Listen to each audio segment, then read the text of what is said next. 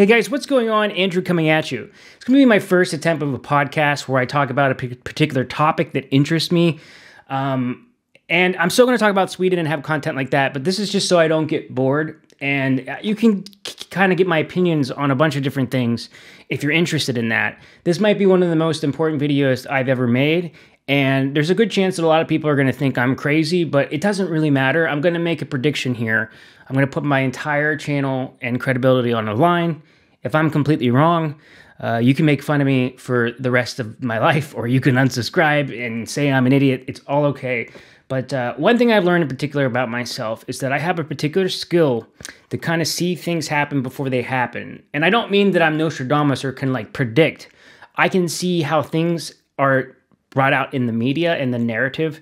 For example, you can go back in my content and see that I was predicting that the COVID was going to become a pandemic way before everybody else in January, because I was listening to the media narrative, at least in the US, of telling people not to panic, everything was okay. And it just was the direct opposite of what media, at least American media, tends to do, which is try to get people upset and panic.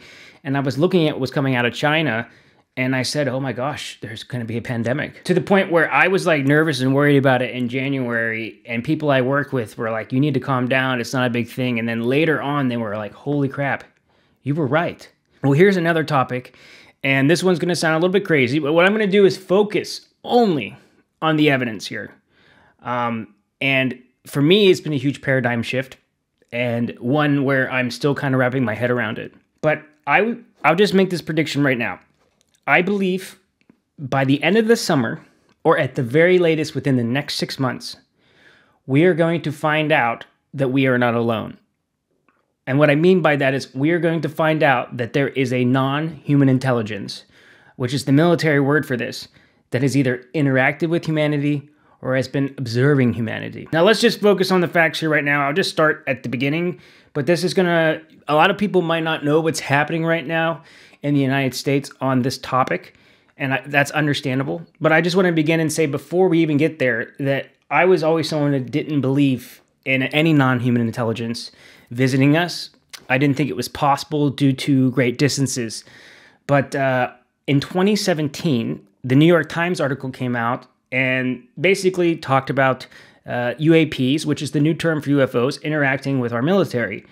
And then, like, the military kind of came out and said, yeah, this is really happening. There's things in the sky we can't understand. And once that happened, it was a shift for me where, like, my whole reality was kind of changed, because I was like, whoa, you mean this whole time this is true? People are really seeing things? So that's on them. But if we just start at the beginning, I'll just say that, the first sighting or first famous sighting of UFOs was in 1947 from Kenneth Arnold. I mean, there's other cases, people during World War II, they called them Foo Fighters, but this was one of the main big cases, and this was in 1947. But an interesting thing about this phenomenon is that it seems to have a connection to our nuclear weapons testing. So basically, after we started using nuclear weapons, the amount of things in the sky that people saw that they couldn't explain or understand skyrocketed. And then we have the famous case of, Roswell, if you will, in 1947. I don't think a lot of people are aware of this, but Roswell was also the only location where we had planes that could deliver nuclear weapons at the time. So that's just an interesting fact as well, that's where our nukes were at the time. Fast forward, you have all these sightings, and we get to 2021, or 2017, the New York Times article, and then the United States government admitting that, yes, there's things in the sky that we can't understand. Now we need to fast forward a little bit so you know what's happening in the current situation, so you don't think I'm crazy. So there have been winds or rumors going out to Congress that there is a reverse engineering program of non-human tech that is not seen by Congress and has been hidden into government contractors. I know it sounds crazy, but like Lockheed Martin, a lot of these companies that are designing military weapons, that they somehow have non-human materials. And this was done in a way to get rid of Congress oversight. Basically, if they could hide it in these government contractors, then it would be shielded from the eyes of many in Congress. So Congress got wind of this situation, and they created a group called AARO, which their job is to investigate the UAP situation. It's a small committee of like 8 congressmen. This is an example of one that I showed at the hearing recently. This is a spherical orb, metallic, in the Middle East, 2022, by an MQ-9. I will come back to the sensor question that David raised here in a moment. This is a typical example of the thing that we see most of. We see these all over the world, and we see these in making very interesting apparent maneuvers. And before things could move forward anymore, it was known that a lot of people that wanted to come out and speak about what's been happening behind the scenes didn't do it because they have to sign what's called a non-disclosure agreement, or an NDA, which states that, if they speak, they could lose their government pension. In some cases, people worried about their safety, and that they didn't feel comfortable coming forward to Congress. So what Congress did is they passed a law called the Whistleblower Act, which stated that if you had any information on reverse engineering, you could speak to Congress and you would be allowed to give out classified information, and you would be offered protection where you couldn't lose your pension, and that it would be legal to do in a classified setting so that you didn't have to disclose things that were maybe national security. So this whistleblower law was just put in effect about 6 months ago. And about 3 weeks ago, we had our first whistleblower that became public. His name is David Grush, and he worked for what was called the UAP task force in the Pentagon, where his job was literally to investigate UAPs. And he, in his claims, said that as he was getting closer and closer to investigating this, he learned that there was a secret reverse engineering program of non-human tech, and that the United States government had around 12 to 15 of these craft. What conclusion did you come to at the end of your time on the UAP task force? The UAP task force was refused access to a broad crash retrieval program. When you say crash retrieval, what do you mean? These are retrieving non-human origin technical vehicles, call it spacecraft if you will, non-human, exotic origin vehicles that have either landed or crashed. We have spacecraft from another species. We do, yeah. How many? Quite a number. And we're trying to reverse engineer it, and that there was a roadblock up that he couldn't go any further. He was not privy to this information, or he was not able to get this information. He wasn't allowed to move forward with it.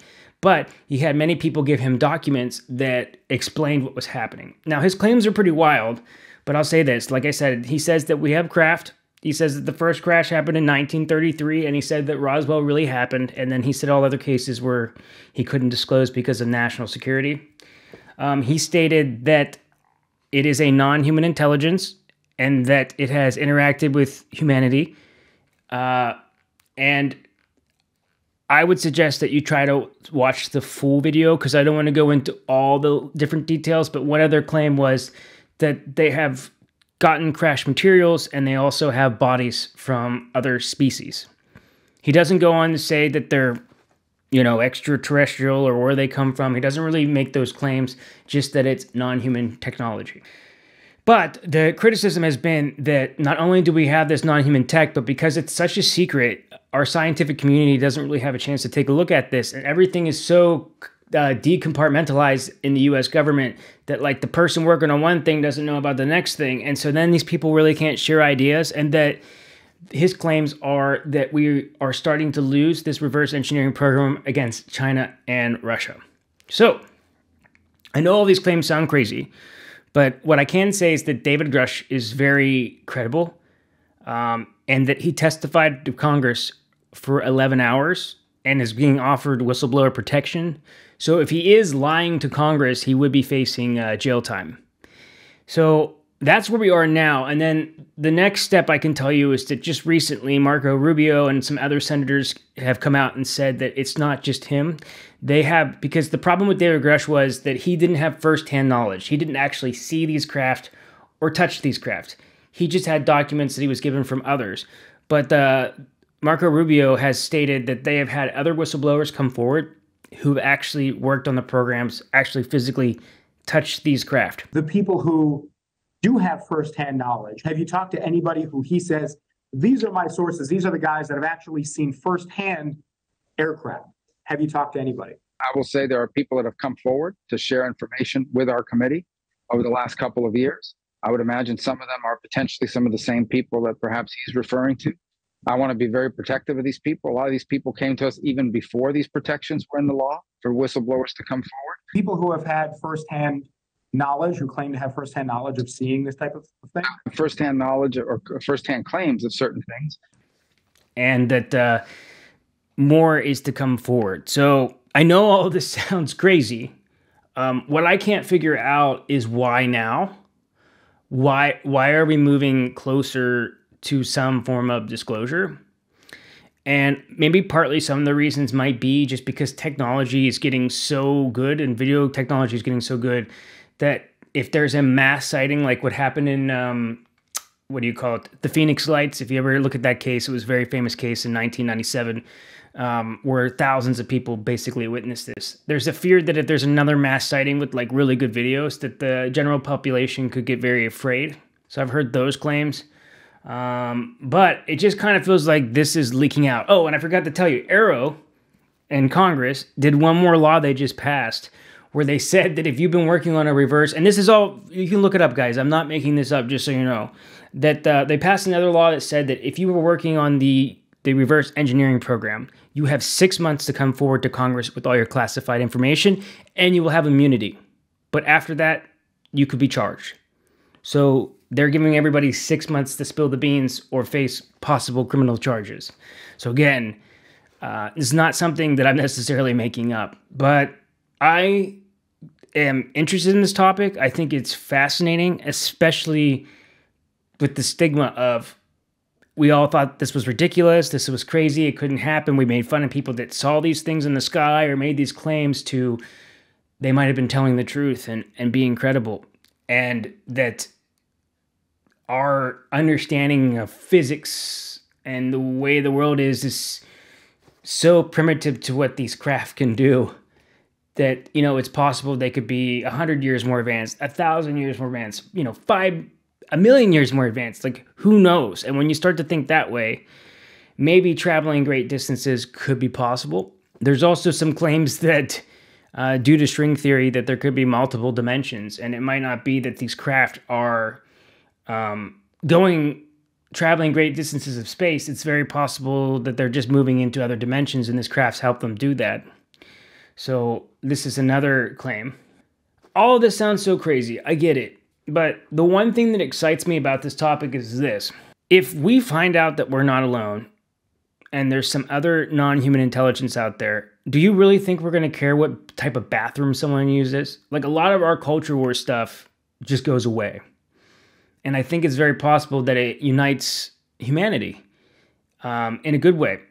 And if there are technologies that we can actually use that have been developed because of these crashes or crafts that could benefit humanity, it could be a way to help us get out of this global warming issue. My only concern is, why the secrecy? Was it because they just wanted to reverse engineer it and they wanted to, have an advantage over Russia? But one thought I keep having, and I don't want to freak anyone out, this is just a thought I've had, is if a lot of these things that they're seeing in the sky are interacting with our militaries and visiting military sites. And to be fair, if we were going to the U.S., invade another country, we would look at their military facilities and we would track them and we would interact with them to plan on what we would do if we would possibly go in there and do some type of military strike or take something over. Maybe part of the secrecy is that they weren't completely sure what it was. And they were worried that if they admitted to the general public that they were real, there was a possibility that if this non-human intelligence wanted to do anything bad, if we found out and got wind that they existed, some action might happen. They might come here or they might invade. Now, I'm not saying that they're going to invade because I also feel like if something has this much technology, then they probably don't need our planet or to take something from us. And I also think it's possible that if they were malevolent or bad or had bad intentions, we would already know. They would have already taken us over, I think. So I'm not sure that that's happening, but I do definitely think that we are being observed in some way, and have possibly have had some interactions. Another possibility maybe for the secrecy could be abductions, right? If it feels like the way disclosure is happening is first, hey, there's things in the skies, and then the next step is we have crash materials. Then the next step is we have bodies of something non-human that's intelligent, and then I think that's it. But I think once those revelations start to happen, some people might start to question abductions, and are some of these stories true where people really abducted? And that might cause some fear to the regular population. I know all this sounds crazy. I know I sound crazy, but I promise you this, everything that I have told you thus far, you can look up and is verifiable, especially what's happening in Congress right now. This is happening. As crazy as it sounds, as crazy as I sound, I believe in 6 months, you're going to come back to this video and be like, holy crap. He wasn't lying. He was telling the truth. He was making us aware of something. Something is happening. And whether I like it or not, or you like it or not, I don't think it can be stopped. It kind of feels like the cat is out of the bag as far as disclosure goes. And we're moving into some type of new paradigm shift where we will see ourselves as a species that, is interacting with other species, or we will look at ourselves with a greater lens of the universe, if that's where they're coming from, or just a greater understanding of what it means to be human. Again, it's a huge paradigm shift for me. Maybe this was a dumb topic to talk about on here. I don't know. But I hope you enjoyed it. If you did like this type of content where I talk about a particular topic that interests me, then I would like you to hit that thumbs up button. And again, I hope you have an open mind. I recommend you look at what's going on in the United States Congress right now, and you will see what I'm talking about has been verified and is actually happening. All right, guys. See you in the next one. Hej då.